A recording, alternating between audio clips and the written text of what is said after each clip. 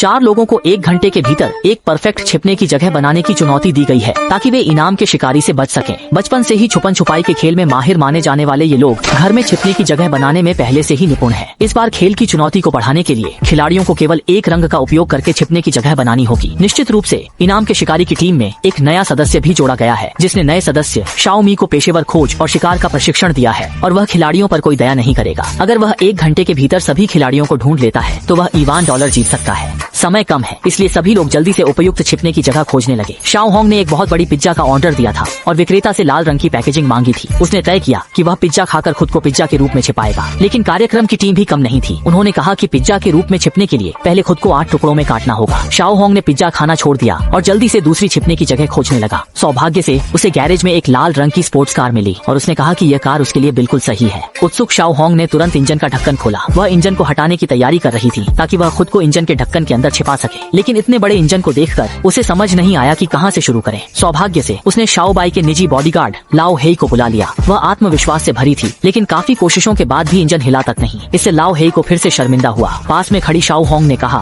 तुम बहुत कमजोर हो। लाओ हेई शाओ होंग को ताकत दिखाने वाला था, लेकिन अच्छा हुआ कि शाओ होंग ने समय पर माफी मांग ली, नहीं तो उसका बगीचा बर्बाद हो जाता। सौभाग्य से उसने इंजन को सफलतापूर्वक हटा दिया और उत्साहित होकर वह तुरंत अंदर घुस गई। इंजन का ढक्कन बंद करने के बाद यह बिल्कुल सही बैठ गया। गाने में एक व्यक्ति छिपा था। शाओ हुआंग ने एक पीले रंग का फायर हाइड्रेंट देखा जिसका रंग उसके साथ मेल खाता था, लेकिन इतने छोटे फायर हाइड्रेंट में कैसे छिपा जाए, इस पर ज्यादा ध्यान न देते हुए शाओ हुआंग ने पहले इसे उखाड़ने का फैसला किया। उसने फिर से लाओ हेई को बुलाया। ये लाओ हेई सच में कपड़े खराब करने वाला है। पास में खड़े शाओ बाई ने कहा, उसे देखकर लगता है कि वह बहुत दमदार है, लेकिन वह एक कमजोर इंसान है। इस बार लाओ हेई ने ठान लिया कि वह अपनी ताकत दिखाएगा। इस बार उसने कोई गलती नहीं की और पास में खड़े शाओ हुआंग को मुफ्त में नहला भी दिया। ठंडे पानी से धुलने के बाद उसका दिमाग तुरंत साफ हो गया। वह एक पीले रंग से भरे कमरे में था और उसकी नजर तुरंत उस अलमारी पर पड़ी। उसने अलमारी के पीछे छिपने का इरादा किया और अगले ही पल उसने एक बड़ा हथौड़ा लेकर 1 मीटर व्यास का छेद बना दिया। छेद के माध्यम से उसने अनजाने में देखा कि अंदर कुछ और भी था, इसलिए उसने लगातार 81 बार और मारा। ये देखकर आश्चर्य हुआ कि विभाजन के पीछे एक छिपा हुआ कमरा था। अंदर आने के बाद उसने पाया कि वहाँ की जगह काफी बड़ी थी। सच में बिना किसी मेहनत के यह मिल गया।